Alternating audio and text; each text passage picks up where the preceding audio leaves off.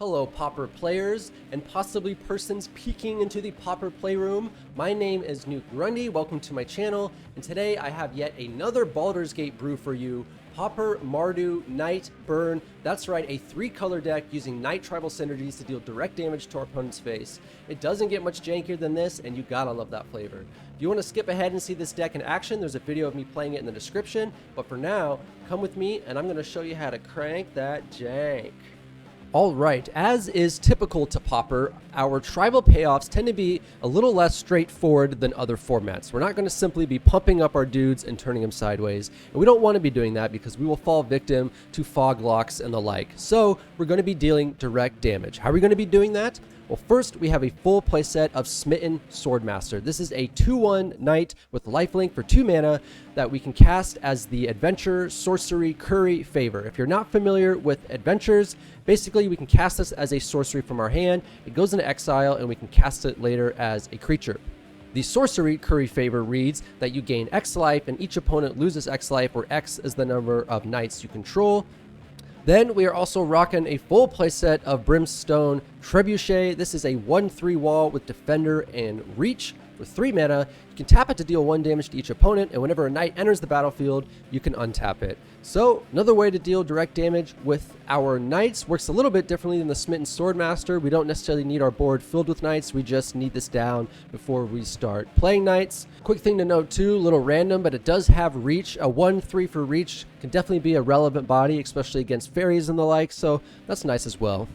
So how do we get multiple knights on the board at once? Well, we have the brand new sorcery Recruitment Drive from Baldur's Gate. This is a 3-mana sorcery. You roll a d20. If you get a 1 through 9, you get 2 1 white soldier creature tokens. You get 10 through 19, you get 2 white knight creature tokens, and if you get that critical 20, you get 3 of those knights instead. Recruitment Drive is quite the emotional roller coaster of a card. We never know what's going to happen. It might fizzle and really let us down. We do have a 55% chance of the odds turning in our favor, and when you hit that critical 20, it feels oh so good. Moving on to our other token creator, we have Gallant Cavalry. This is a 2/2 with Vigilance for 4 mana, and when it enters the battlefield, we create another 2/2 knight creature token with Vigilance. So, while this is more expensive than Recruitment Drive, it certainly is more consistent, and the Vigilance is a nice added bonus as well. Moving on to our other knights, we have a full playset of Griffin Rider. This is a 1/1 knight for 2 mana that gets +3/+3 and flying if we control a Griffin. This is some nice defense against flyers, as well as a backup win con if we need to be swinging beats in the air. And you might be asking yourself, well, this is Knight Tribal, where are the Griffins coming from? Well, my friend, our Griffins are our knights. We have the Changeling package. 4 copies of Changeling Outcast and 4 copies of Universal Automaton. Very similar, they both cost 1. They both have Changeling, which means that they count as all creature types at all times. So they are honorary knights and they are honorary griffins. The Changeling Outcast is more aggressive, and the Universal Automaton is much easier to cast since it's colorless, which is very nice for our 3-color deck.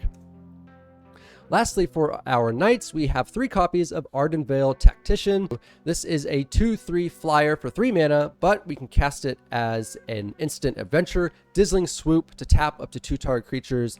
This is just such a good package. Tap some creatures early on, buy ourselves some time while we ramp, and then later we get a 2/3 flyer, solid body that adds to our burn.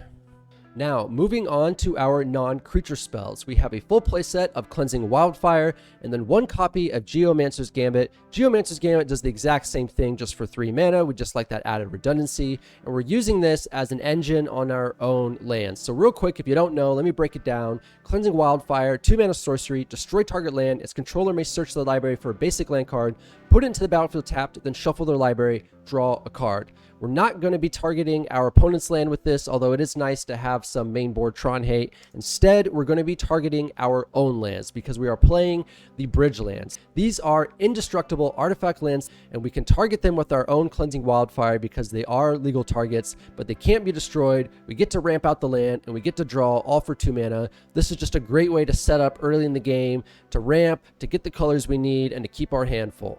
Then we have a full playset of Deadly Dispute. Wow, this card is amazing. I understand now why people have talked about this card needing to be banned. While I don't agree with them, I definitely see the potential here. 2 mana instant. As an additional cost, you sacrifice an artifact or a creature, you draw 2 cards, and create a treasure token. This is just amazing. Instant speed goes really far as versatility, and the treasure token that it provides is really the glue that holds this deck together, making sure that we're always getting the colors of mana that we need, because again, we are a 3-color deck. Now, mana base, as I just mentioned, we are playing the bridge lands, 4 Dross Forge Bridge, 2 Goldmire Bridge, and 3 Rustvale Bridge. And then we have some basic lands for tutor targets, 2 Mountain, 4 Plains, 5 Swamp. I'm very happy with this mana base. Moving on to the sideboard, we have 3 copies of Light of Hope. Pretty versatile charm spell here, good against aggro, against burn. We can destroy enchantments like Pestilence or Journey to Nowhere. The +1 counter can be very nice for saving our changelings from sweepers. We have 2 copies of Relic of Progenitus for Grave Hate. And then we have a full playset of Gutshot. I'm a firm believer in all 4 copies in the sideboard. I love this card. It really wrecks a lot of dominant decks in the format, like Fairies, Elves, Soul Sisters, Infect, what have you. Then we have 3 copies of Chainer's Edict for Boggles, and also for some added removal for grindier matchups. 2 copies of Dust to Dust for artifacts, and 1 copy of Prismatic Strands for burn, and again for aggro. And there you have Pauper, Mardu, Knight, Burn, the jank that keeps on giving. Such a fun deck to build and such a fun deck to play. Thank you very much for watching. Please make sure to like and subscribe. It would help me out so much.